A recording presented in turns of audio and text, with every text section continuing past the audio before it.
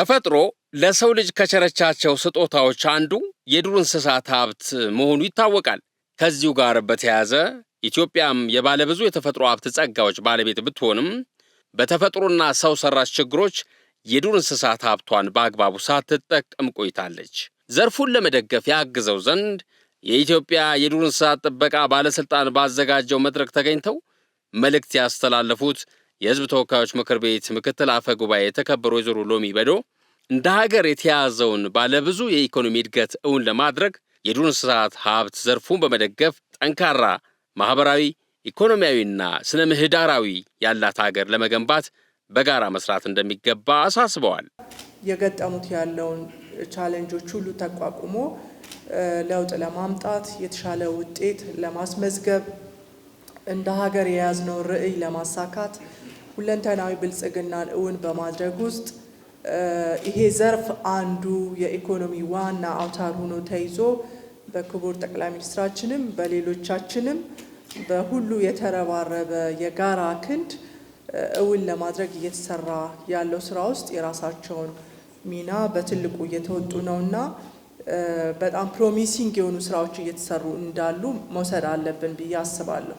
የትኛውም የማያስፈልገን ተቋም የለም። በተለይ ደግሞ ከአምስቱ የኢኮኖሚ ዘርፎች ወይም ደግሞ ኢኮኖሚን ለማሳደግ ከተያዝነው አንዱ ስለሆነ በዛ ልክ መውሰድ አለብን የሚለውን ማንሳት ፈልጋለሁ። ስለዚህ የዛሬው መድረክ ይሄንን ለማስጨበጥ ታስቦ ስለሆነ ዓላማውን አቺቭ አድርጓል የሚል ሀሳብ አለኝ።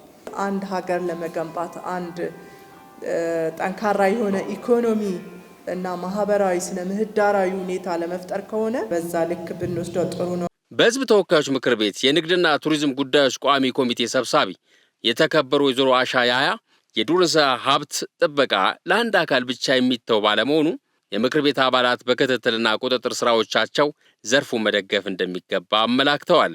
ይህ የዱር እንስሳት ጥበቃ ትልቅ ሀብት ነው። ይህንን ሀብት እኛ የምንችለው መጠበቅ፣ መንከባከብ ነው። ተፈጥሮን መስራት አይቻልም፣ መጠበቅና መንከባከብ ይቻላል። አንዴ ከሄደ መመለስም አይቻልም። ቅድም ያነሳው አቅራቢ ያነሳውን ሀሳብ ለማንሳት ማለት ነው። ስለዚህ መከታተል፣ መቆጣጠር ውስጥ ሁላችን እንደ ቋሚ ኮሚቴ አመራሮች እና እንዲሁም አማካሪ ኮሚቴዎች በምንሰጠው ክትትልና ቁጥጥርም ላይ እንዲሁም በሕዝብ ውክልና ጊዜ ወደ ታች ስንወርድ ሌላውም ሕግም ሲወጣ ይህንን ጉዳይ ማዕከል በማድረግ መፈተሽ እና ሀሳቦችን መስጠትና ማስተካከል የዱር እንስሳት ጥበቃ ሀብት ጉዳይ የባለስልጣኑ ብቻ ሳይሆን የእያንዳንዱ ዜጋም እንደመሆኑ መጠንና እኛ ደግሞ የበላይ አካል እንደመሆናችን መጠን በሚወጡ አዋጆች ላይም ይህንን ማዕከል ማድረጉን ቼክ ማድረግ በጣም ተገቢ ስለሆነ በዛ ልክ ማየት ጥሩ ነውና ጥሩ ሀሳቦችና ግንዛቤም ተፈጥሯል በዚህ ዙሪያ ብዬ ነው ማስበው። ትልቁ ችግር እንደ ቻሌንጅ እነሱም ያቀረቡት የህግ ማዕቀፍ ክፍተቶች፣ ችግሮች፣ ደንብም አዋጅም እስከ መመሪያ ድረስ ያሉ ጉዳዮች አሉ። ይሄ ጉዳይ መጀመሪያ ስመጣ ነው ያየነው። እኛም እስከ ትላንት ድረስ ማለት ነው ይሄ ጉዳይ እንዲፈታ ፑሽ እያደረግን ነበረ እንደ ቋሚ ኮሚቴ። የቋሚ ኮሚቴው ምክትል ሰብሳቢ የተከበሩ አቶ ዮሐንስ መስፍን ባለስልጣን መስሪያ ቤቱ አሰራሮችን በማዘመንና የተጀመሩ ስራዎችን በማጠናከር ከዘርፉ ተገቢውን ሀብት ማመንጨት እንደሚቻል አስገንዝበዋል። ስካውቶችን ወይም ሬንጀሮችን በማሰልጠንና ይህ ፓርክ እንስሳቶቹም ጭምር እንዲጠበቁ የሚደረገው ጥረት መልካም ነገር እንደሆነ ነው። ዛሬም ሲቀርብ ባያችሁት መንገድ ብዙዎቹ አካባቢዎች ላይ ለመሸፈን ጥረት እየተደረገበት ሳይንሳዊ በሆነ መንገድም ጭምር ለመስራት ጥረት እየተደረገ ያለበት ሁኔታ ስላለ የተጠናክሮ መቀጠል የሚችልበት ሁኔታ መኖር አለበት። አሰራሩን በቴክኖሎጂ ከማዘመን ጋር ተያይዞም ያለው ነገር መልካም ነው። ፕላትፎርም ለምቶ በራሳቸው አጠቃላይ ሁሉንም ፓርኮች የስራ እንቅስቃሴያቸውን የስካውቶቹንም ያሉበትን ሁኔታ የሚያሳይ በአንድ ማዕከል ሆነው እየተከታተሉ ያሉበት ሁኔታ ነው እና ያለ ይሄ ሰፋ ባለ መንገድ ቢሄድ ለመከታተልም ለመቆጣጠርም መልካም አጋጣሚ ያለው እንደሆነና ተቋሙም ልዩ ትኩረት ሰጥቶ እየሰራ ያለበት ሁኔታ ስላለ በዚህ ዙሪያ ላይም መልካም ነገር እንዳለ ቢወሰድ ነው። ህገወጥነትን ለመከላከል ቅድም በተለይ ከአነፍናፊ ውሻ ጋር በተያያዘ መንገድ የተገለጸውም ነገር መልካም ነገር እንደሆነ ነው መውሰድ ያለብን። አሁን በአፍሪካ ካሉት ሀገራት ቀዳሚውን እየያዘች በተለይም ዓለም አቀፍ ስምምነቶችን አክብሮ ህገወጥነትን ከመከላከልም አንጻር እንደ ሌሎቹ ሀገሮች ሳይሆን እነዚህ እንስሳቶች በጣም ሰፊ ሚና እየተጫወቱ ያሉበት ሁኔታ ነው ያለ። መንግስታችንም ልዩ ትኩረት ከመስጠቱ ጋር ተያይዞ ዘርፉን ውጤታማ በተለየ መንገድ የገቢ ማስገኛ ከማድረግም ጋር ተያይዞ ብሔራዊ ፓርኮቻችን በመጠበቃቸው የዱር እንስሳቶች የሚጠበቁበትና ለሀገር ገቢም ትልቅ መሰረት የሚጥሉበት ሁኔታ እንዳለ ነው እየተቀመጠ ያለው። የኢኮሲስተሙ ሚዛንን ከመጠበቅም አንጻር የሚሰሩት ነገሮች መልካም ነገሮች እንደሆኑ ወስደን በተለይ የእጽዋት እድገት፣ የአፈር ጥበቃ፣ የውሃ ስርዓት መረጋጋት ጋር በተያያዘ መንገድ የተቀመጡት ሁሉ ካም ነገር እንዳላቸው ነው።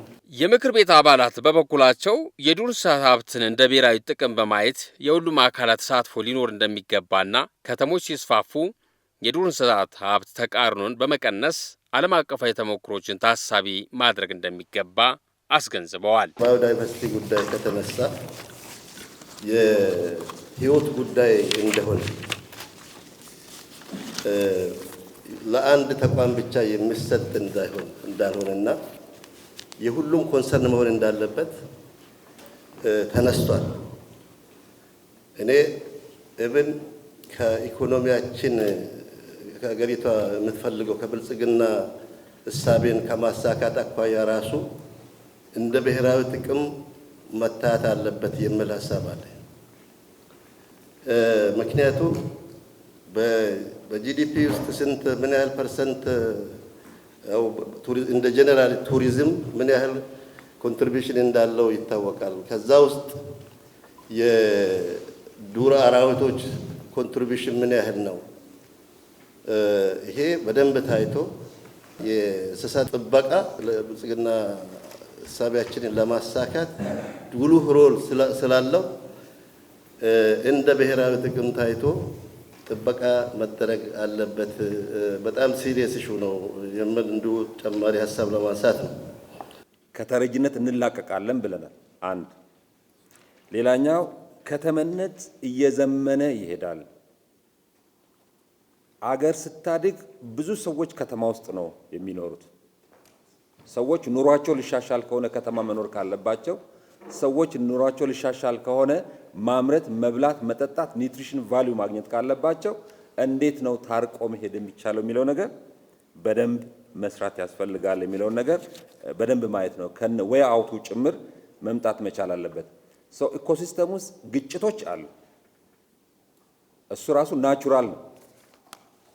ግጭቶች ናቹራል እንደሆነ አይነት ሳይሆን ነው። አሁን አንዱ ስጠፋ አንዱ ይጠፋል ነው። መጠፋፋት ያለ ነው ኢኮሲስተም ውስጥ ቼናቸው ስናይ አንዱ አንዱን የማጥፋት ናቹራል ነው። ሶ ሃው ቱ ኮንሰርቭ ዳት ኮንሰርቬሽን አለመጠቀም አለመንካሳን ዋይዝ ዩቲላይዜሽን ነው። ስለዚህ እሱን እንዴት ነው አሳስረን የሚለው ነገር እንደ ጎላ ያለ ተጨማሪ ማብራሪያዎች ቢሰጥባቸው ጥሩ ነው ብዬ አስባለሁ። የክላይሜት ቼንጅ እና ኤንቫይሮንመንት ላይ አውቶኖመስ ሆኖ ራሱን ችሎ መኖር አለበት የሚል ሀሳብ በጣም ገዢ ነው። ክላይሜት ቼንጅ እና ኤንቫይሮንመንት ወደ አውቶሪቲ መጥተው በጠቅላይ ሚኒስትር ዲው አቴንሽን ውስጥ ኖሮ ሰፋ ብሎ መሰራት ያለበት ነው። የክላይሜት ቼንጅ እና ኤንቫይሮንመንት ላይ በደንብ መስራት የሚቻልበትን ዓለም አቀፍ ተሞክሮ ጭምር መቀመር ያስፈልጋል የሚለው ነገር ትልቅ ለሰን ነው ብዬ ለማንሳት ፈልጌ ነው። የአዋሽ ፓርክንም ብንወስድ እንደዛው ነው።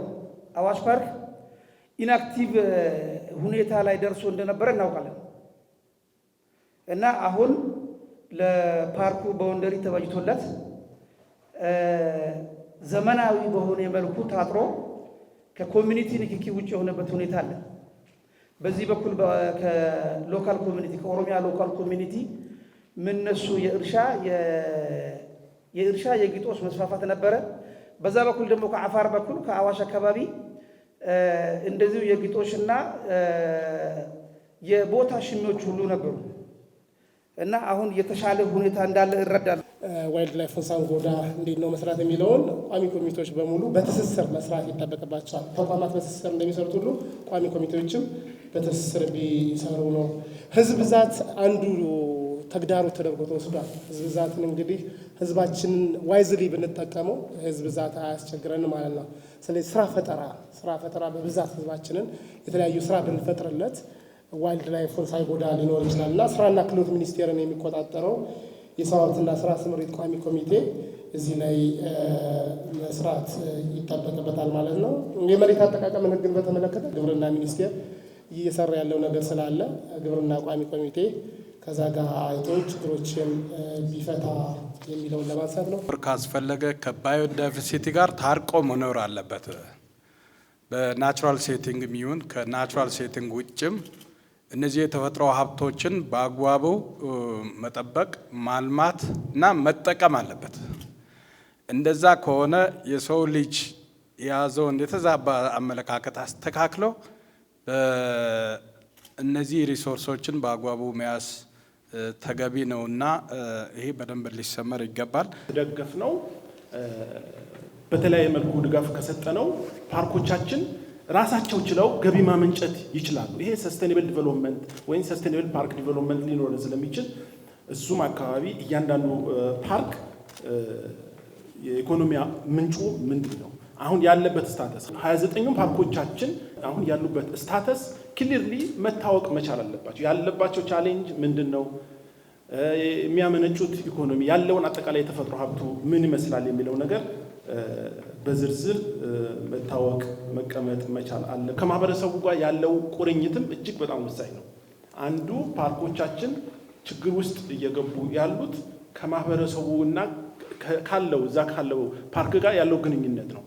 አንቲ ከሆነ ለማጥፋት ይንቀሳቀሳል፣ ግን እዛው የሚጠቀም ከሆነ ይጠብቀዋል። የራሴ ነው ብሎ ይጠብቃል። ለምሳሌ እዛው አብጀታ ሻላ ላይ ውስጥ ገብተው በቆሎ ያመርታሉ። የሚጠብቁት ፓርት እንዲጠብቁ ነው እየተደረገ ያለው። ኢትዮጵያ የተቀበለቻቸው ዓለም አቀፍ የዱር እንስሳትና የአካባቢ ጥበቃ ስምምነቶች፣ ኮንቬንሽን አግሪመንቶች አሉ። እነዚህ ግንኙነቶች በጣም በጥንቃቄ ባለፈ ጠቅላይ ሚኒስትራችን ያሉትን በደንብ ማስታወስ ያስፈልጋል። ሲመጡም በጥንቃቄ በአይነ ቁራኛ እየተከታተል ይዘውብን እንዳይሄዱ ያስፈልጋል። አሁን ዋይልድ ትራፊኪንግ እነሱ ናቸው።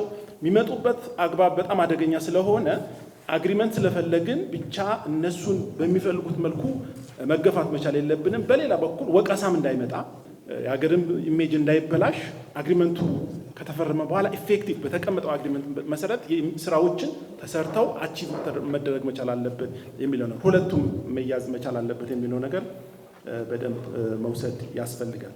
የዱር እንስሳት ጥበቃ ባለስልጣን ለብቻው የሚወጣ ጉዳይ አይደለም፣ የሀገር ጉዳይ ነው። ምክር ቤታችንም ሁሉም ሚኒስቴር መስሪያ ቤቶች ህዝቡም ጭምር መረባረብ ያለበት ጉዳይ መሆኑ ተገቢ ትክክል ነው።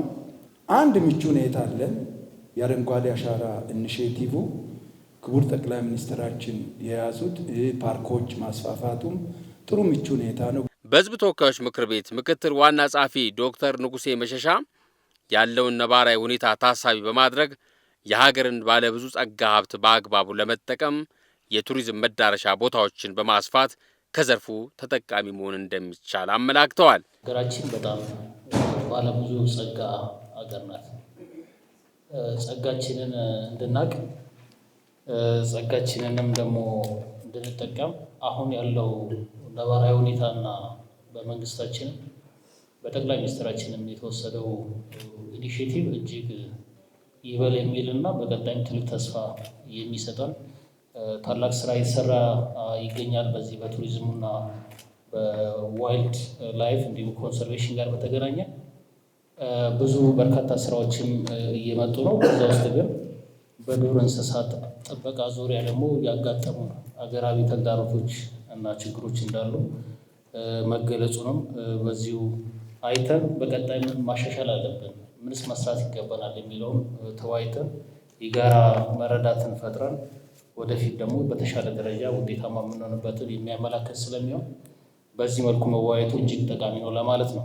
በተለይ በድንበር አካባቢ የዱር እንስሳት ወደ ጎረቤት ሀገር እንደሚሄዱ ቅድም በቀረበው ፕሬዘንቴሽን ውስጥ አይተናል።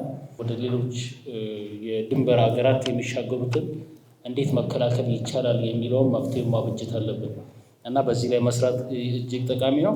በቱሪዝሙ ሴክተር ቅድም በተገለጸው ከ10 እስከ 20% በኬንያ እንዲሁም በዩጋንዳና ታንዛኒያ አካባቢ ያሉ በጣም በቱሪዝም የታወቁ ናቸው እና እኛ ጋር ምንድን ነው የጎደለ የሚለውን በደንብ ማየት ጠቃሚ ስለሆነ እሱ መያዝ ጠቃሚ ነው።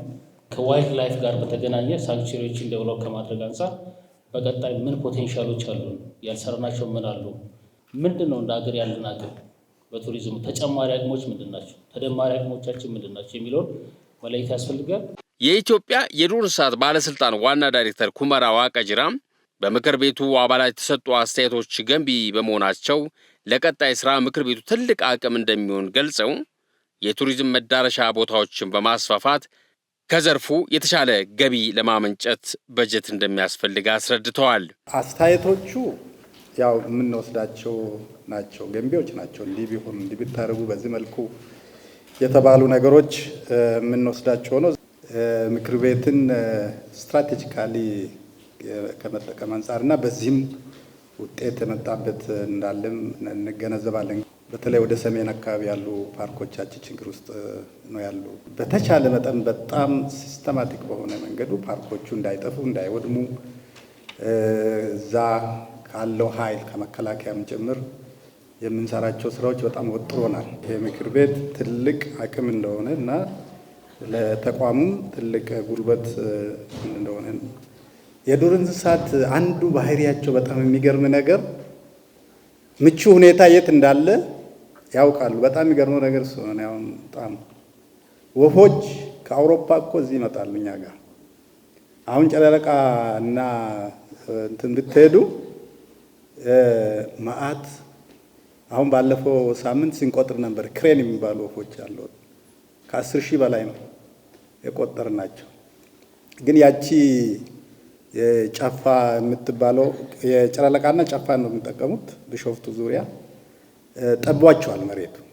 ምናልባት ያ ሙሉ በሙሉ የሚጠፋ ከሆነ ወደ ሌላ ቦታ ነው የሚሄዱት፣ ያውቃሉ።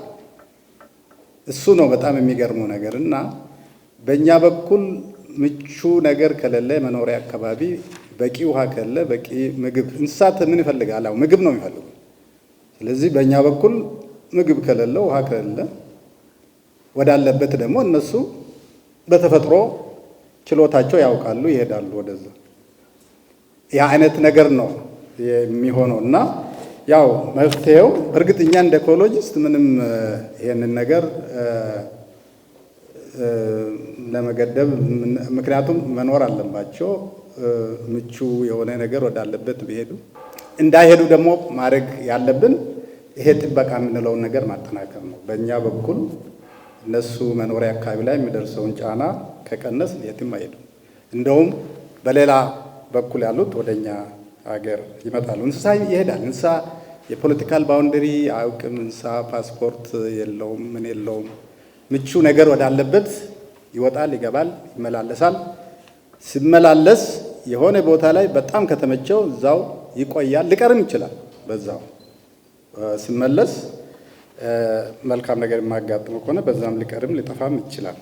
ያው የቱሪዝም ሚኒስቴር ብዙ ስራ እየሰራ ነው። እነዚህ የኮሪደሮቹን እና የሱ ማንዴት ነው ባይዘወይ ያው አንድ ዘርፉ ስላለን ነው የምናገረው። እንደ ሀገር ደግሞ ገና ፕሮሞሽንና ማርኬቲንግም ላይ እና ዴስቲኔሽን ዴቨሎፕመንት ላይ ደግሞ የሚያንሱን ነገሮች አሉ። ይሄ ሁሉ ችግር ፓርኮቻችን ጋር አለ።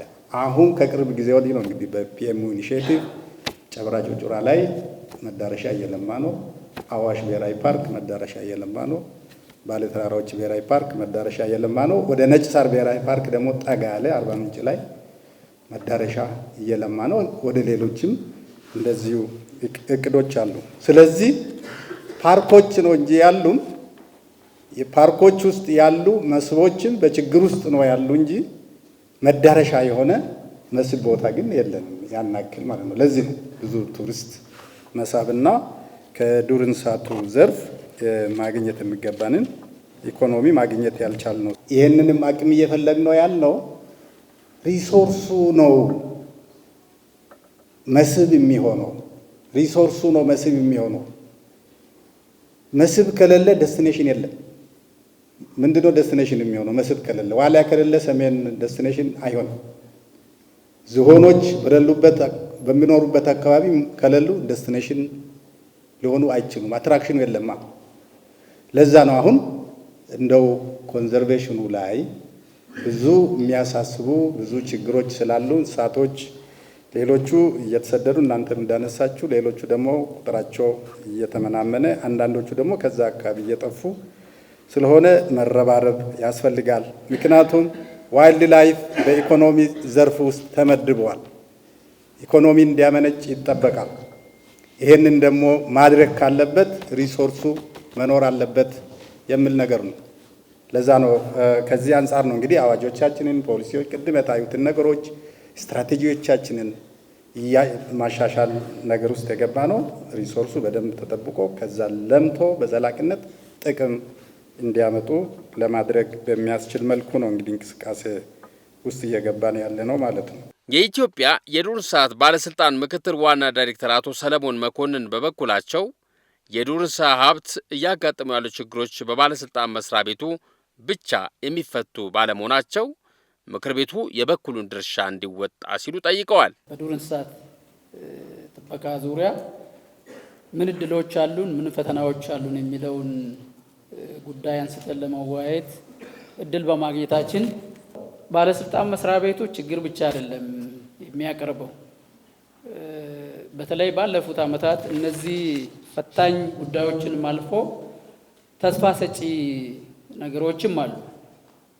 ባሌ ተራራዎች ብሔራዊ ፓርክ ከክልሉ ጋር ከዞን ከወረዳ በየደረጃው ካሉ አመራር ጋር ተቀናይተን በመስራታችን ፓርኩ ከነዚህ ሰው ሰራሽ ህገወጥ ሰው ሰራሽ ችግሮች ሙሉ በሙሉ ነፃ የሆነበትና ልክ እንደ ታንዛኒያ ሰረንጌቲ ከመኪና ሳንወርድ የዱር እንስሳቱን በቅርበት የምናይበት ሁኔታ ተፈጥሯል። በተመሳሳይ መልኩ ስንቅሌ ቆርቆዎች መጠለያ እና ሌሎችም ፓርኮች አሉ። ስለዚህ ሙሉ በሙሉ ስጋት ውስጥ ከተውናል እንዳትሉን በርካታ ስራዎች የተሰሩና ተስፋ ሰጪ ስራዎች የተሰሩ ያሉ መሆኑን ለማሳየት ነው። በአሁኑ ወቅት በጠቅላይ ሚኒስትራችን ኢኒሼቲቭ ጨበራ ጩርጩራ ብሔራዊ ፓርክ፣ ባሌ ተራራዎች ብሔራዊ ፓርክ፣ አሁን ደግሞ አዋሽ ብሔራዊ ፓርክ ላይ መሰረተ ልማቶች ሲጠናቀቁ ቱሪስቶቹም ቆይታቸው ይጨምራል። በዛው ልክ ህብረተሰቡ ተጠቃሚ ይሆናል። ስለዚህ ተስፋ አለ የሚለውን ነገር በደንብ ማየት ተገቢ ነው የሚሆነው። ስጋቶቹ ግን አሁንም የከፉ ናቸው። ምክር ቤት አባልም ከጎናችን እንድትሰለፉ ነው፣ በተገኘው አጋጣሚ ሁሉ ኃይል እንድትሆኑ ነው። ምክንያቱም እነዚህ ችግሮች በባለስልጣን መስሪያ ቤቱ ብቻ የሚፈቱ አይደለም። የዱር እንስሳት ሀብት ለሀገር ኢኮኖሚ እድገት ያለውን አስተዋጽኦ ታሳቢ በማድረግ በምክር ቤቱ በሚወጡ ህጎችና አዋጆች ዘርፉን ለመደገፍ የበኩላቸውን ድርሻ እንደሚወጡ የምክር ቤት አባላት ገልጸዋል።